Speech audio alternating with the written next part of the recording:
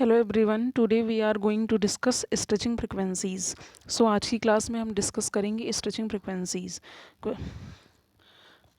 Stretching frequency हम questions के through discuss करते हैं। Arrange the following in increasing order of CO stretching frequency. So हमारे पास 4 ऑप्शंस गिवन है, इसमें हमें बताना है कि स्ट्रेचिंग फ्रिक्वेंसीज का ऑर्डर। ओके, तो stretching frequency direct inversely proportional होता है बैक बॉन्डिंग के। बैक बॉन्डिंग जितनी ज़्यादा इंक्रीज़ होगी, इन्वर्स स्ट्रेचिंग फ्रिक्वेंसी हमारी उतनी ही ज़्यादा डिक्रीज़ होगी। ओके, तो जिसके पास जितनी ज़्यादा इलेक्ट्रॉन डेंसिटी, स्ट्रेचिंग फ्रिक्वेंसी उतनी ज़्यादा कम। मतलब जिसके पास जितना ज़्यादा पॉजिटिव चार्ज होगा उसकी स्ट्रेचिंग फ्रिक्वेंसी उतनी ज़्यादा होगी, और जिसके पास जितना निगेटिव चार्ज होगा उसकी स्ट्रेचिंग फ्रिक्वेंसी उतनी ज़्यादा कम होगी।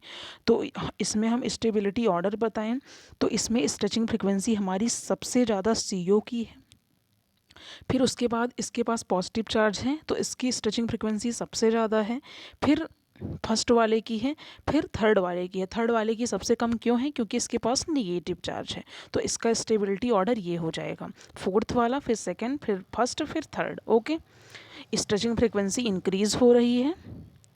ओके, सो हम नेक्स्ट क्वेश्चन देखें। नेक्स्ट क्वेश्चन है हमारा, which of the following will have the highest CO stretching frequency. इसमें हमें स्ट्रेचिंग फ्रिक्वेंसी इसमें भी हमें बतानी है। इसमें भी हमारे पास 4 ऑप्शन गिवन है। आई होप कि आपको समझ में आ रहा होगा स्ट्रेचिंग फ्रिक्वेंसी क्या है। जिसके पास जितना ज़्यादा पॉजिटिव चार्ज उसकी स्ट्रेचिंग फ्रिक्वेंसी उतनी ज़्यादा होगी।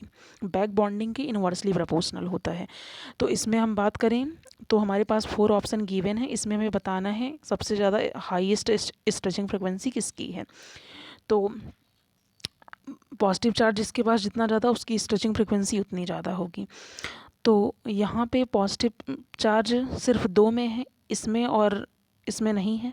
मतलब फर्स्ट और फोर्थ में नहीं है, तो फर्स्ट और फोर्थ वाला हम कैंसिल आउट करते हैं, सेकंड और थर्ड हम देखते हैं।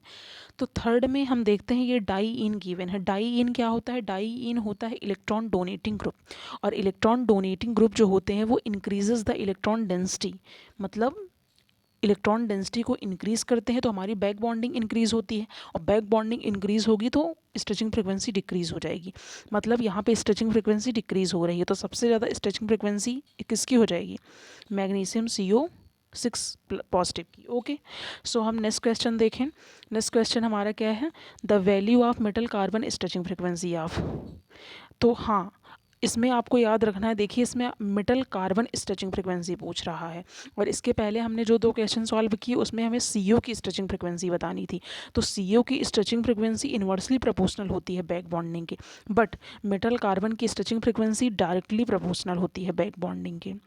तो यहाँ पे जिसके पास जितनी ज़्यादा इलेक्ट्रॉन डेंसिटी होगी उसकी मेटल कार्बोनिल स्ट्रेचिंग फ्रिक्वेंसी उतनी ज़्यादा होगी। तो मतलब जिसके पास जितना ज़्यादा नेगेटिव चार्ज है उसकी मेटल कार्बन स्ट्रेचिंग फ्रिक्वेंसी उतनी ज़्यादा।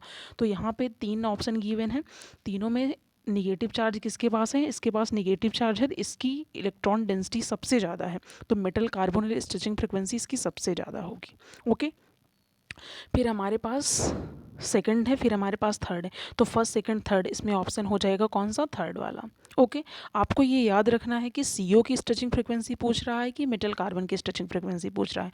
मेटल कार्बन की स्ट्रेचिंग फ्रिक्वेंसी पूछेगा तो आप बैक बॉन्डिंग के इन्वर्सली प्रोपोर्शनल ऑर्डर लगाएंगे, और मेटल कार्बन की स्ट्रेचिंग फ्रिक्वेंसी पूछेगा तो आप बैक बॉन्डिंग के डायरेक्टली प्रोपोर्शनल स्टेबिलिटी ऑर्डर लगाएंगे, और कार्बोनिल की स्ट्रेचिंग फ्रीक्वेंसी पूछेगा तो आप बैक बॉन्डिंग के इन्वर्सली प्रोपोर्शनल स्टेबिलिटी ऑर्डर लगाएंगे। ओके, आई होप कि आपको समझ में आ रहा होगा।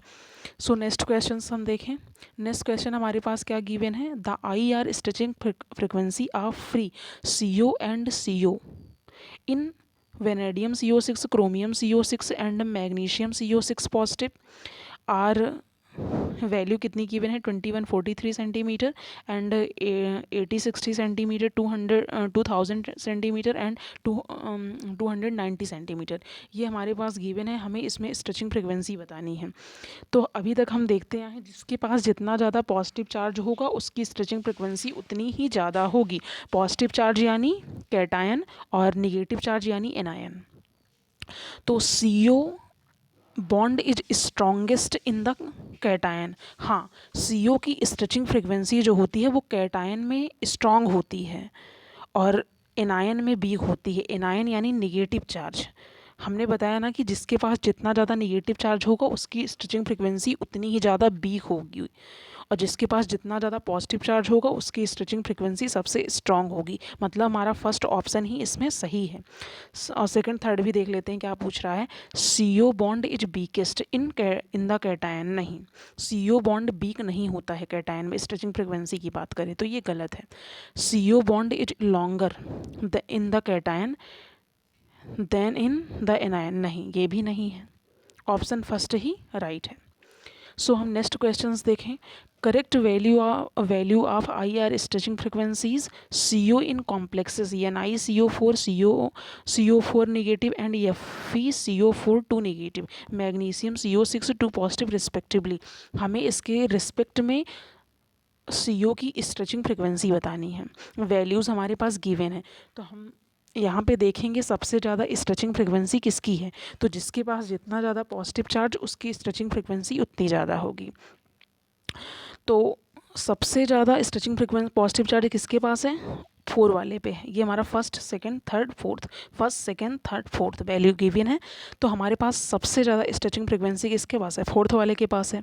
तो हम देखें कि फोर्थ वाले में सबसे ज़्यादा स्ट्रेचिंग फ्रिक्वेंसी मतलब फर्स्ट वाले से फोर्थ वाले में सबसे ज़्यादा होना चाहिए।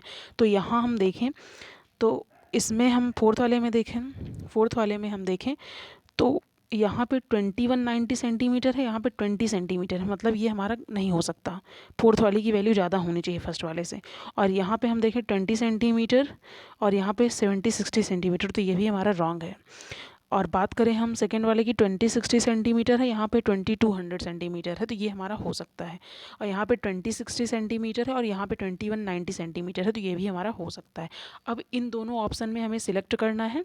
ये दोनों हमारे कैंसिल आउट हो गए, तो इन दोनों में हमें सिलेक्ट करना है। तो अब हम देखें चारों ऑप्शन में से सबसे कम किसका है, सबसे कम स्ट्रेचिंग फ्रिक्वेंसी किसकी है। तो जिसके पास जितना ज़्यादा नेगेटिव चार्ज है उसकी स्ट्रेचिंग फ्रिक्वेंसी उतनी कम है। तो इसके पास 2 नेगेटिव चार्ज है, तो इसकी स्ट्रेचिंग फ्रिक्वेंसी सबसे कम है। तो हम देखेंगे कि थर्ड वाले की वैल्यू जिसमें सबसे कम होगी वही हमारा राइट है। तो यहाँ पे हम देख रहे हैं थर्ड वाले की वैल्यू सबसे कम है। देखो यहाँ पे 20-60 है, यहाँ पे 80-90 सेंटीमीटर, यहाँ पे 70-90 सेंटीमीटर। सबसे ज़्यादा वैल्यू फोर्थ वाले की होनी चाहिए, फिर थर्ड वाले की सबसे कम होनी चाहिए। तो हमारा ये वाला फर्स्ट वाला ऑप्शन जो है वो राइट है। More positive charge more stretching frequency, back bonding increases stretching frequency decreases. Okay, ये है हमारा स्ट्रेचिंग फ्रिक्वेंसी। आई होप कि आपको समझ में आया होगा। अगर आपको नहीं समझ में आया तो प्लीज़ कमेंट करना, हम समझाने की कोशिश करेंगे। अगर आपको अच्छा लगा तो प्लीज़ लाइक करें, सब्सक्राइब करें। Thank you so much watching this my video.